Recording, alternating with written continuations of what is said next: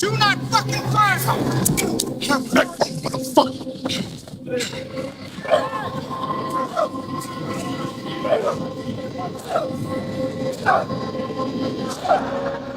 At the beginning of the film, we see a man named Terry riding a bicycle with headphones in his ears as he heads toward a small town. He grew up in this town, but many years ago his parents took him to New York, and he has not returned since then. Now Terry has come back on a very important mission. The police have arrested his cousin Mike. They plan to transfer Mike to Central Jail on Thursday, and if he is sent there, Terry and Mike's enemies will kill him. Because of this, Terry must act quickly. Suddenly, some policemen begin chasing him. They keep calling out to him, but Terry cannot hear them because of his headphones. A police officer eventually hits his bicycle from behind, and Terry falls to the ground with a heavy impact. The officer steps out of the car and orders Terry to lie flat on the ground. Terry obeys without resisting. He asks, "Why are you arresting me? There must be some misunderstanding. I am not a criminal or a thief." The officers reply, "Just do as you're told. It won't be good for you to argue." One officer is named Kevin, and the other is Jonas. Kevin opens Terry's bag and begins removing items one by one, carefully inspecting them. Jonas notices Terry's tattoo and asks what it represents. Terry responds, "You cannot question a civilian like that." Jonas laughs and says, "You seem to know a lot about the law. Then tell us, what is inside this package?" Terry answers, "There is nothing dangerous in it. No drugs and no bomb." Kevin mocks him and says, "There's no breakfast in here either, right? Tell us the truth or we'll call the police dogs. That will take at least an hour and you'll be stuck here the whole time." Finally, Terry admits there is $36,000 in the bag. Kevin and Jonas count the money and confirm the amount. Jonas asks, "Is this drug money?" Terry explains that it is not. He says he can show the bank receipt for the withdrawal and can even arrange for them to speak with the cashier if necessary. However, the officers give him a blunt choice. They tell him he can either go to jail or hand over the money and leave quietly. Terry angrily asks, "Are you stealing from me while pretending to be police officers?" They reply that they have received information suggesting the money is linked to drugs, so they are seizing it. They add that if he wants to complain, he can file a case in court. They suggest he visit the police station for an inquiry, and only then might he recover the money. Terry insists that he urgently needs the cash. He pleads, "If you want, keep some of it, but return the rest so I can arrange Mike's bail." Kevin refuses and says the offer is only given once. Either Terry goes to jail or he leaves the money and walks away. Terry argues that they cannot threaten an innocent citizen without a warrant or proper evidence. This statement makes Kevin even more furious. Kevin says he will not return the money under any circumstances and that Terry is free to go to court and do whatever he wants. With that, Kevin takes the cash and drives away. Terry leaves quietly without creating a scene. He realizes that the officers are deeply corrupt and that something must be done about them. However, his biggest concern is getting Mike released on bail before Thursday. It is Tuesday, and if Mike is not released by Thursday, he will be killed. Keeping this in mind, Terry gets back on his bicycle and heads toward the town where he spent his childhood. The place is called Wellerman Town. Wellerman Town is considered a developed town. It has a courthouse and a police station, and legal matters for 4 nearby towns are handled there. Terry goes to the courthouse where Mike's bail request is supposed to be processed. After a strict security check, he is allowed inside and directed to a clerk named Williams. Williams notices Terry's injuries and asks how he got hurt. Terry makes an excuse, saying he is not good at cycling and fell. He then asks if he can arrange bail for his relative. Williams asks, "Relative or cousin?" Terry is shocked and wonders how Williams knows that Mike is his cousin. He becomes suspicious but stays silent. Williams then says that without money, no bail will be processed. Terry is even more surprised because Williams seems to know that the police have already taken his money. Terry asks who informed him about that, but Williams avoids the question. He says it is his lunch break and tells Terry to bring the money later instead of asking too many questions. Williams confidently adds, "Bring the cash and the bail will be approved in 5 minutes." This entire conversation is overheard by a young woman named Summers. After Williams leaves, Summers approaches Terry and tells him she can help. She takes him to a nearby restaurant to talk privately. Terry asks if she is also going to demand money. Summers smiles and says she is still a trainee. She explains that she will officially become a lawyer next year, so she will not charge him any fee. She then asks Terry to tell her the full story. Terry explains everything that has happened. Summers tells him that the police have taken money from many people in the town, not just him. She says that information does not spread casually there because the entire system is connected. From the police to the court officials, many of them are involved together. Corruption is so common that everyone knows about each other's actions. Summers advises Terry to arrange the money somehow because fighting the system directly will only create more trouble. She explains that filing a case will likely lead to punishment instead of justice. According to her, even the judge is working closely with the police. She says that if they lose the case and the issue is considered minor, they will not even have the right to appeal. This loophole allows the police to continue their corrupt practices without fear. Summers concludes that the only practical solution for now is to gather the money. She tells Terry that if he ever needs help, he can contact her. She asks for his phone number. Terry refuses to share it. Summers finds his behavior unusual, but Terry quickly walks away.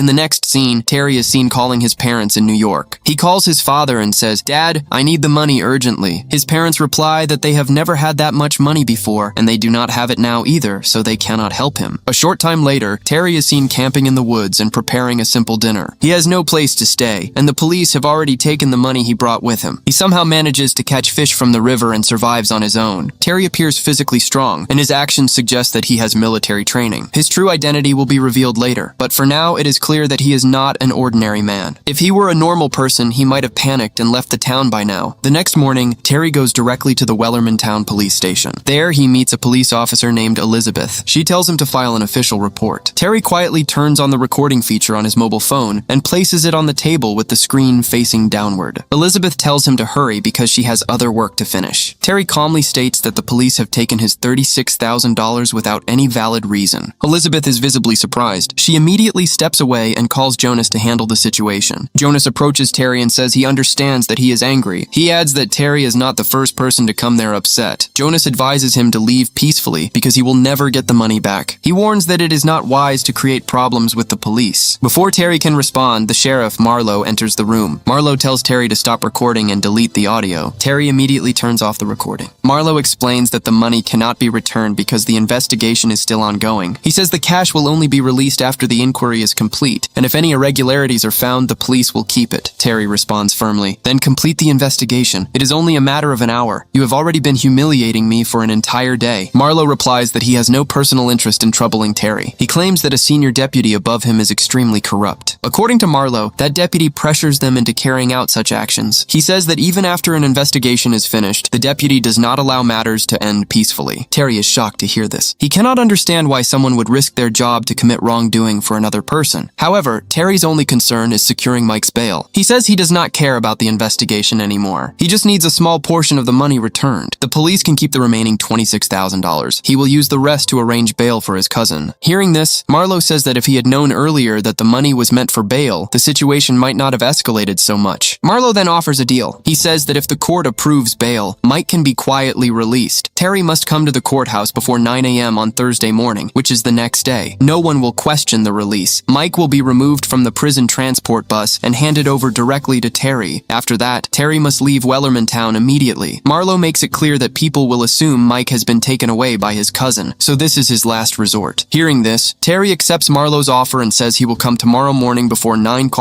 and take Mike with him. Marlowe, pleased, says that this is the right thing to do and tells Terry to leave. This shows that the police are corrupting not for themselves but for the deputies above them. Terry has also realized this.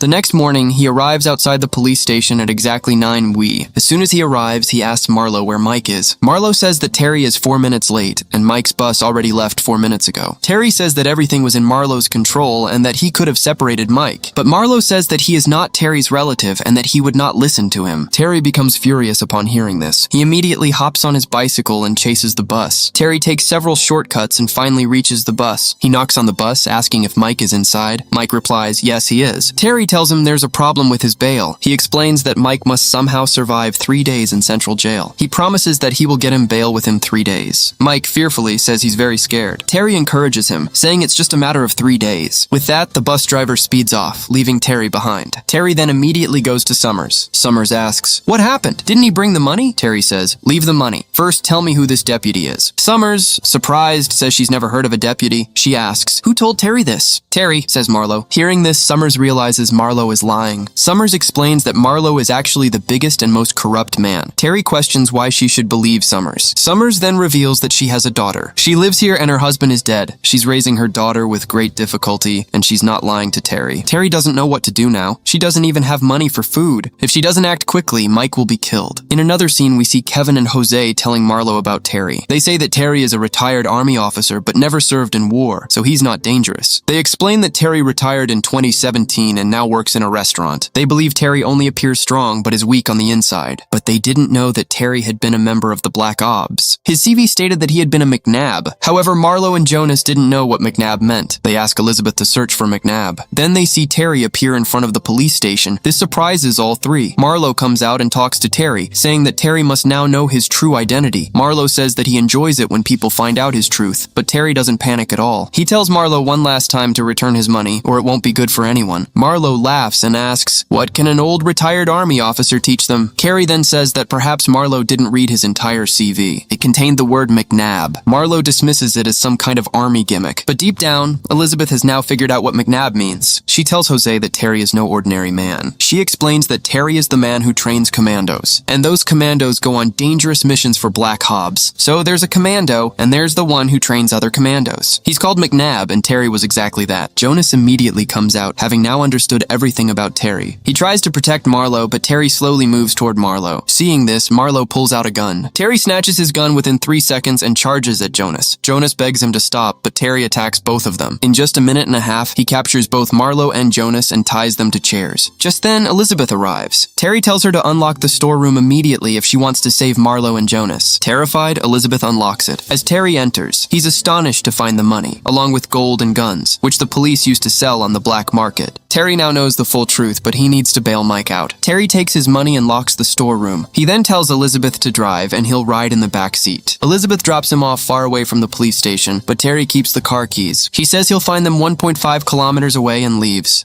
In the next scene, we see the police searching for Terry, but Terry is so sharp and alert that the police are unable to do anything to him. Terry then approaches Clerk Williams at court. He gives the money and tells them to release Mike quickly. Terry knew Williams was aware of everything, so he deliberately delayed. This is why the police arrive at the courthouse and arrest Terry. Instead of taking him to the police station, he is brought to the courthouse basement. There, Kevin tells Terry that he knows Terry wants revenge on Marlo. Kevin explains that he himself once wanted the same thing, but couldn't do it alone. He says that Terry is the most powerful, which is why he's helping him. Kevin explains that Marlo doesn't do anything. He does everything at the judge's behest. Therefore, if Terry escapes, he should go straight to the judge. In the next scene, Terry is taken to Marlo's house in a police car. Marlo leaves the house, sits in the front seat, and the car drives to the hospital. Marlo says that he knows Terry emptied the storeroom. He explains that not only he, but everyone working in the police and courthouse is corrupt. Marlo gives Terry 2 options. First, take the money and run, but he'll shoot you from behind. If you survive, you're lucky. If you die, you're unlucky. The other option is to leave the money here and quietly walk away, and he won't shoot. Marlo then says Mike is dead. Terry is devastated. He tells Marlo that Mike is dead because of him. If he'd found the money earlier, Mike would still be alive. Marlo replies that he gave Terry a chance. Mike's death is no one's fault. He also says that Terry can visit Mike in the hospital for 10 minutes. The scene cuts to Mike's dead body. Terry sits beside him crying. He remembers that Mike asked for help, but he couldn't do anything. The 10 minutes are up and Terry leaves. He goes straight to Summers' house. Summers asks him what he should do next. Terry says he will avenge Mike's death, but not with blood, but with his brains. In the next scene, Terry steals a truck and is driving out of town. 2 police cars stop him. Jonas gets out and asks where he got the truck. Terry says it's his friend's truck. Jose asks for the car's papers, which Terry doesn't have. Jonas then attacks. A bullet grazes Terry, but Terry overpowers Jose in 7 seconds and escapes with the truck. Police fire from all sides, but Terry escapes. He parks the truck in the river and climbs onto a bridge above. From there, he calls Summers and tells him he's coming. Summers invites him to a restaurant where his friends help Terry. They apply medicine to Terry's wounds and then go with Summers to the judge's house. Terry tells the judge that he won't let him go if he doesn't tell the truth. The judge, terrified, agrees to tell him everything. The judge explains that whenever the police arrest someone, they make a video. Those videos are kept only at Marlo's house. If you take those SD cards to court, both Marlo and the judge will lose their jobs. The judge says, "That would cost me my job too, but I'm old now, so it doesn't matter anymore."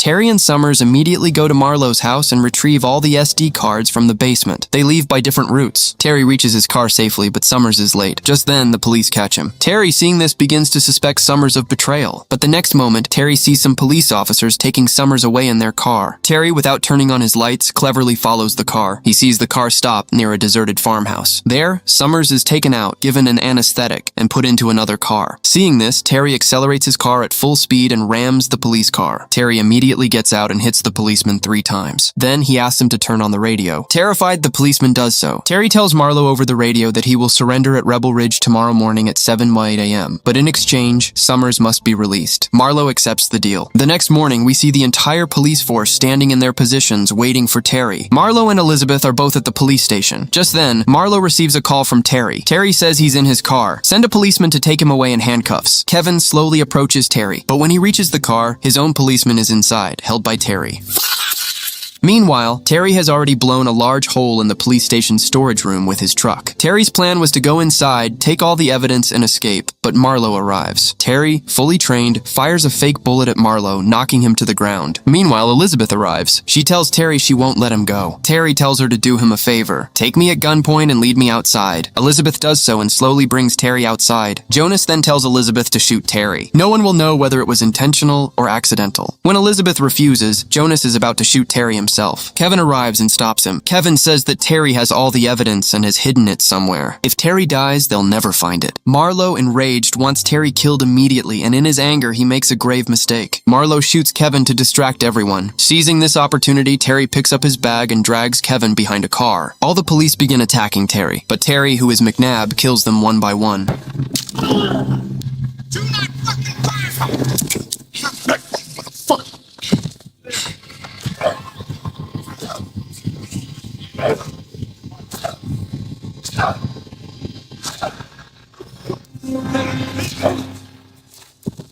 Terry puts Kevin into the car where Summers is lying unconscious and drives off onto the highway. The police open fire, puncturing one of the car's tires, but Terry doesn't stop. The police pursue them. Inside the car, Summers begins to regain consciousness, while Kevin's leg is badly injured and bleeding. Summers insists they must go to the hospital immediately, but Kevin insists they must first hand over the evidence to the city police. Meanwhile, Marlowe and all his officers are pursuing them. Marlowe is about to attack Terry's car when Elizabeth hits it, causing an accident. Now that Marlowe's car has stopped, the other police also abandon the pursuit. Taking advantage of this, Terry, Kevin, and Summers arrive at the hospital. In the next scene, we see Elizabeth pointing a gun at Marlowe. Elizabeth knew Marlowe would go to jail. He would also lose his job as a judge and face prison time. The final scene shows the hospital, where Terry holds all the evidence to his chest, and this wonderful movie ends.